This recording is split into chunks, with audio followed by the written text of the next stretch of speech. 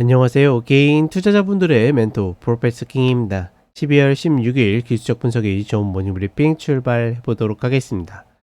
자, 일단 전체적인 틀은 제가 이제 금요일 날 모닝 브리핑 때 이야기 드렸고, 혹여나 보지 않으셨던 분들은 앞에 이제 코멘트 정도만 한번 챙기시면 좋을 것 같고, 일단 금요일 흐름 같은 경우에는 말 그대로 이제 종목들이 좀 버거워하다 보니까 비교적 가벼운 종목, 그렇죠? 지금 흔히 이야기하는 매그니티 P7이 멈칫하니까 그 아래 종목으로 올리는 모습을 보여주고 있는데, 뭐 예를 들어서 그래요. 브로드컴이 그러니까 사실 실적 때문에 올라간 건 아니거든요. 왜냐면 실적 발표하고 나서는 살짝 올랐다가 오히려 밀렸습니다. 근데 그 이후에 이제 뭐 대형 클라우드 3사와 맞춤형 AI 칩을 개발한다, 이 이제 코멘트로 이제 올라왔는데, 개인적으로 봤을 때는 좀 오버가 좀 심하다라고 생각을 하거든요. 물론 이제 이쪽을 조금 더 들여다보게 되면 엔비디아랑 브로드컴은 좀 다른 계열의 종목이라고 생각하시면 됩니다. 똑같은 AI 칩이라도 쉽게 얘기하면 엔비디아는 기성품이라고 생각하면 되고, 그 브로드컴 같은 경우는 맞춤 이렇게 생각을 하시면 좋을 것 같은데, 어찌되었거나 중요한 거는 그게 얘네가 이제 그쪽 시장을 게 굉장히 가망성이 있다, 도전할 만하다라 그러면 엔비디아의 하락폭이 더 컸어야 되거든요. 근데 그렇지 않았다라는 것은 사실 상대적으로 좀 덜 올랐다라고 생각하는 종목이 지금의 상황에서는 좀 더 여력 있지 않을까라는 어떤 매수세의 몰림으로 인해서 좀 더 올라가는 게 아닐까. 그렇다 보니까 제가 표현을 A도 아니고 B도 아니고 C도 아니면, 즉 A도 못 올라가고 B도 못 올라가고 C도 안 올라가면 D를 올리면 된다, 그렇게 해서 계속 올라간다, 이런 표현을 좀 한 거고, 전반적으로 슈팅은 맞다라고 보고 있습니다. 여러 가지 기존에 만들었던 패턴부터 해서 여러 가지 면에서 맞다고 보는데, 슈팅의 가장 큰 단점이 보다 꼭지를 몰라요. 어디 내려올지는 알고 있는데 꼭지를 모른다. 대표적인 게 테슬라죠. 저는 테슬라 다시 275불 라인은 언제든 온다라고 보고 있는데 더 올라가고 있잖아요. 그렇죠? 갖고 계신 분들은 더 좋겠지만 사실상 지금의 자리부터는 어떻게 매도해야 될지도 알 수가 없습니다. 그냥 내 감으로, 내 깜냥으로 매도를 하는 거지. 슈팅은 맞는 걸 알겠는데 도대체 어디가 끝인지 모르는 게 단점이라고 이야기 드렸던 것처럼, 지수도 마찬가지로 지금거가 분명히 슈팅은 맞는데 어디가 꼭지인지 알 수 없다. 왜? 아니 하물며 저렇게 돌아가면서까지 올리니까 어떻게 보면 참 부러운 일이긴 한데, 신규 입장에서는 기다림 길어질 수도 있겠지만 어쩔 수 없다고 생각합니다. 분명히 기다리다 보면 또 좋은 타점이 올 가능성이 높다. 하나 눈에 띈 거는 미 국채금리인데, 얘네들은 변동성이, 그쵸? 그러니까 기준금리는 스케줄대로 움직이고 있는데, 그러니까 이번 주에 FOMC 있죠. FOMC 있는데 25pp 내릴 가능성이 거의 100%로 보고 있습니다. 그리고 이미 지난주부터 그런 움직임들이 있었고, 근데 어떻게 됩니까? 10년물 기준으로 해서 계속 또다시 오르고 있죠. 그러니 TMF가 다시 45불이 깨지는 모습을 보여주고 있는데, 말 그대로 기존에 그냥 갖고 추세대로 버텨가자는 관점이었는데, 트럼프 대통령이 당선되고 나서부터는 어떻게 됩니까? 취임하기 전이지만 계속, 상승의 이유도 맞고 하방의 이유도 맞다 보니까 계속 트레이딩하게, 즉 매수하고 매도하게 만드는 그런 폭들을 만들고 있다. 그렇다 보니까 어떻게 보면 홀딩자 입장에서는 굉장히 혼란스럽다라고 생각을 하는데, 저는 일단 그렇게 생각합니다. 내가 주식 쪽에 매매할 게 있다라고 그러면 매도하고 그냥 가도 괜찮아요. 왜냐면 그래봤자 단가가 여기부터 이 50불 아래 비등비등 하니까, 지금 주식에 예를 들어 미국 주식은 못 들어가겠지만 한국 주식 같은 경우에는 좋은 자리들 더 만드니까. 근데 그런 종목이 없다라 그러면 그냥 가져가신다. 그러니까 내가 그게 싫어가지고 그쪽으로 했는데 결국 그쪽도 트레이딩 뷰를 나한테 강요하게 된다라 그러면 내가 그걸 하든가 아니면 기존 전략을 믿고서 그냥 배째든가 결정을 해야죠. 굉장히 좀 매매하기 쉽게 만들고 있다.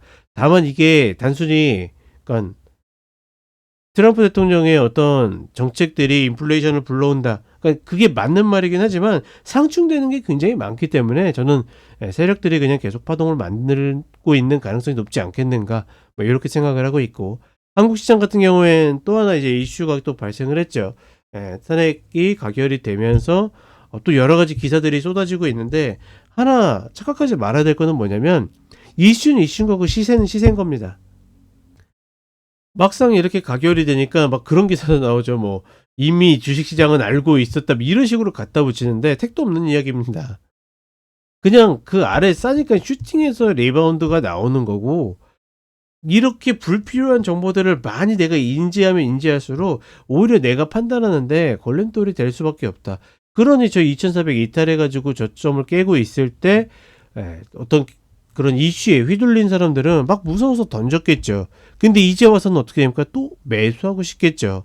그렇죠? 그러니 불필요한 그런 정보들은 지우고서 단순하게 접근한다. 이미 우리는 알고 있습니다. 2400 아래에서는 매수해도 되고, 중심급은 2495에서 2510 라인이고, 모아가는 입장에서는 이 아래에서 모아가도 괜찮은 거고, 다만 우리가 2400이라는 확실한 자리를 확인을 했기 때문에 그 위에서는 어떻게 종목 중심으로 그냥 접근한다. 이렇게 단순하게 생각하셨으면 좋겠다. 너무 많은 변수들을 내가, 그러니까 그게 고려해가지고 답이 나오면, 그럼 예를 들어서 그런 거예요.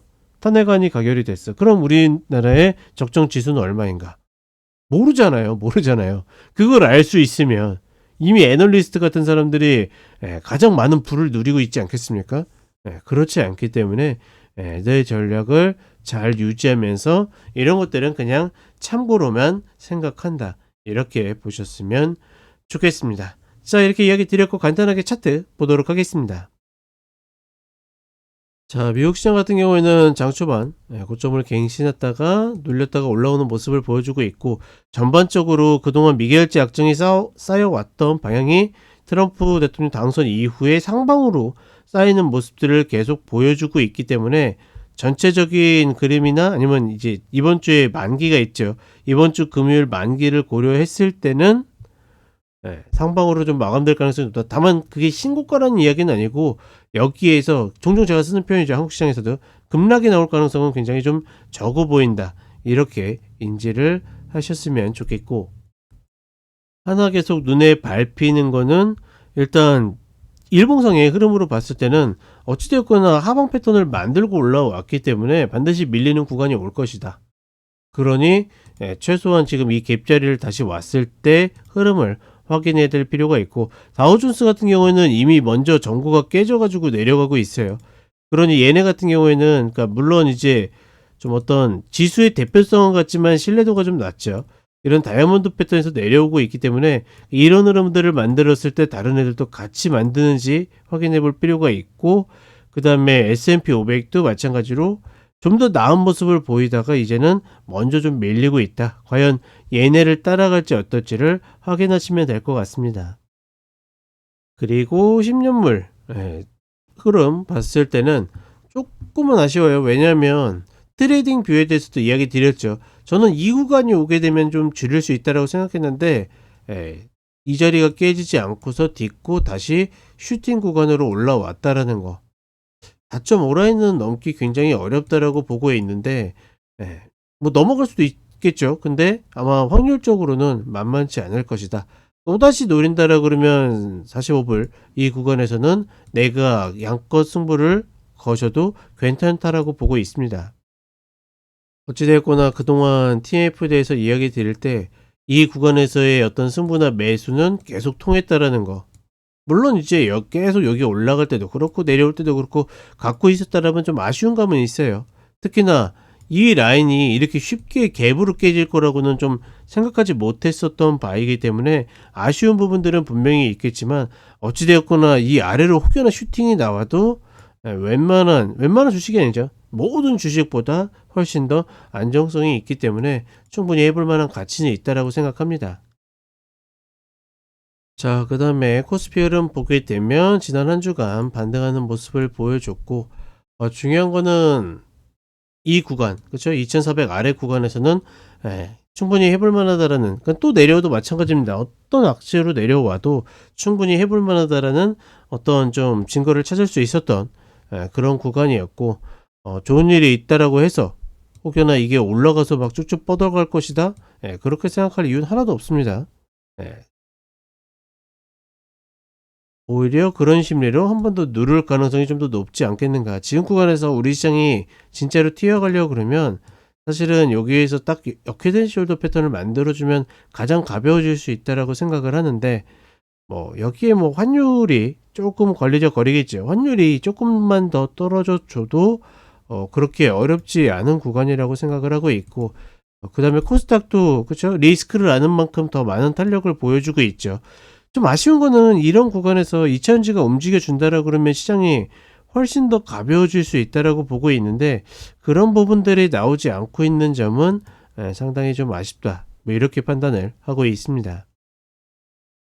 자, 이렇게 이야기 드렸고, 한 주간 또 좋은 흐름으로 우리 개인 투자분들이 좀 더 좋은 퍼포먼스를 올렸으면 좋겠습니다.